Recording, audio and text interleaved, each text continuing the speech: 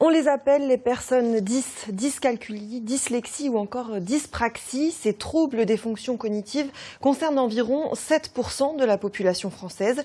Ils sont souvent détectés dès l'enfance, à l'école. Alors, dans l'Académie de Nice, quelques établissements expérimentent de nouveaux outils et une nouvelle formation également pour les enseignants. Bilan de cette année de test avec Ali Ben Bournan et Jamel Mouaki.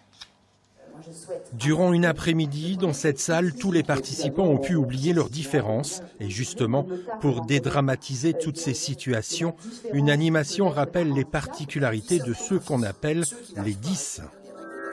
Un enfant dyslexique est un enfant qui a des difficultés à apprendre à lire et à écrire correctement.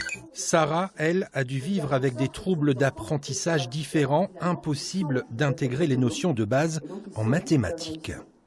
Moi, je sais que dans mon parcours scolaire, il a été vraiment très compliqué, très chaotique. Et j'ai eu beaucoup de mal à me stabiliser. Même si je savais ce que je voulais faire, on me disait que je ne pourrais pas le faire parce que tout simplement, en fait, j'étais bête. Et alors que c'est pas le cas, les enfants 10 ne sont pas bêtes. On a d'autres talents, il faut juste creuser un peu plus et avoir les moyens de nous venir en aide, en fait.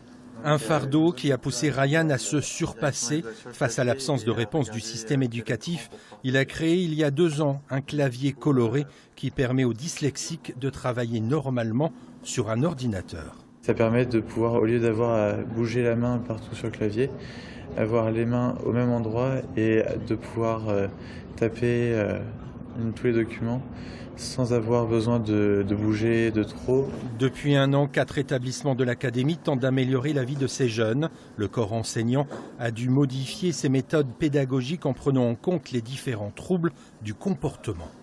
On s'aperçoit que c'est en rassemblant tous ces outils et en multipliant les aides qu'on arrive à combler une grande partie des handicaps dont souffrent ces gens et en fin de compte leur permettre d'être en prise avec la société comme un individu quelconque.